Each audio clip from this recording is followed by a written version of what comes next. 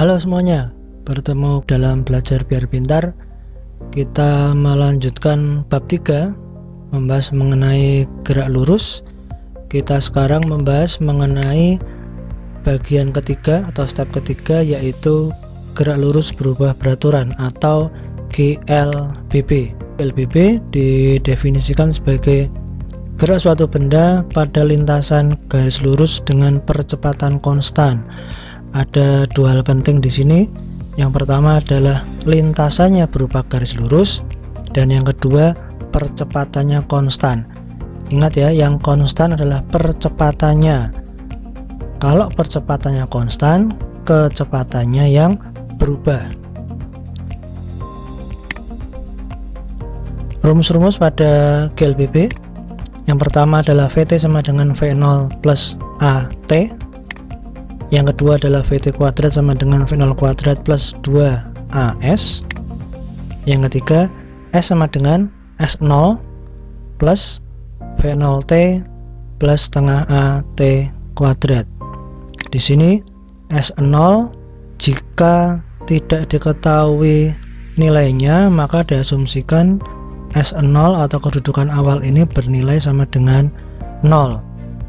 Dari rumus ini, keterangannya adalah V0 itu adalah kecepatan awal, VT adalah kecepatan akhir, A adalah percepatan, T adalah waktu, S0 adalah kedudukan awal, S adalah perpindahan.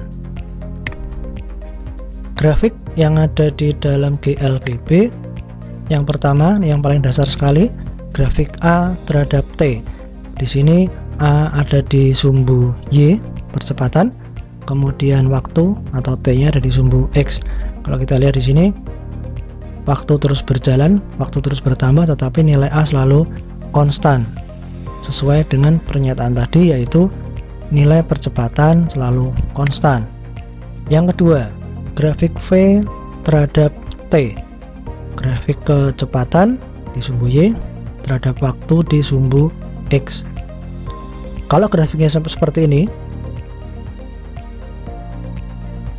grafik kecepatan terhadap waktu, di sumbu Y ada V kecepatan, di sumbu X ada T waktu.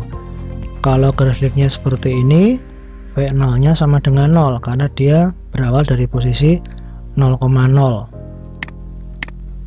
Berikutnya, kalau yang grafik seperti ini, V0 nya tidak sama dengan 0. Kalau yang tadi di gambar sebelumnya, di gambar ini, V0 nya sama dengan 0 karena dia berawal atau mulai menggambar dari titik 0,0. Kalau yang gambar ini, dia posisi awalnya di skala tidak sama dengan 0, berarti grafik V terhadap T yang bagian ini, V0 nya lebih dari 0. Ini kalau miringnya seperti ini, makin ke atas makin ke kanan. Kalau miringnya semacam ini, naik, dia benda ini mengalami percepatan. Gambar kedua, grafik V terhadap T, yang 0 adalah VT nya. Kalau dia menurun semacam ini, garis merahnya ini makin ke kanan makin ke bawah, benda itu mengalami perlambatan sampai suatu saat dia memiliki nilai V akhirnya sama dengan 0.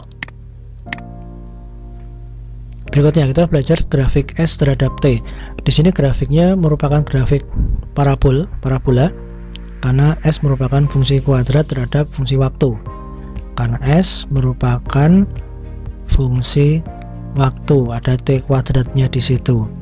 Sehingga ketika dikatakan benda mengalami percepatan, parabolanya terbuka ke atas. Yang kedua, ketika benda mengalami perlambatan, parabolanya terbuka ke bawah. Jadi grafiknya antara percepatan dengan perlambatan, paraboliknya berbeda. Contoh soal dan pembahasan.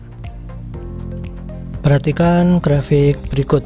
Di sini ada grafik V terhadap T, ada garis AB miring ke atas dan garis BC yang horizontal.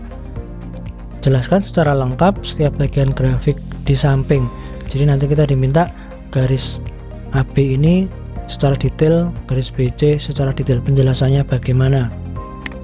Oke, kita masuk ke diketahuinya pada garis AB kita bisa mendapatkan data bahwa V0 nya sama dengan 3 meter per second, VT nya yang di atas ini sama dengan 12 meter per second, ditempuh dalam waktu delta T sama dengan 5 second. Kemudian dari data ini kita bisa mendapatkan percepatan benda, yaitu A sama dengan VT min V0 dibagi delta T. Kalau kita masukkan data-data di samping, kita bisa mendapatkan hasil bahwa A sama dengan 1,8 meter per second kuadrat. Data berikutnya kita pakai untuk menghitung S atau perpindahannya atau jaraknya. Di sini dinyatakan sebagai S sama dengan luas trapesium. Luas trapesium adalah jumlah sisi sejajar itu dikalikan tinggi dibagi 2, berarti 3 ditambah 12 dikalikan 5 dibagi 2, ketemunya sama dengan 37,5 meter. Itu untuk yang jaraknya. Berikutnya garis BC. Garis BC selama 20 detik, antara detik ke-5 sampai detik ke-25, V nya bernilai konstan, selalu tetap, yaitu 12 meter per second.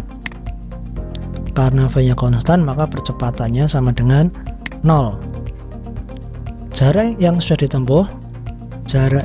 ditempuh dari kurva ini adalah S sama dengan 20 dikalikan 12 sama dengan 240 meter.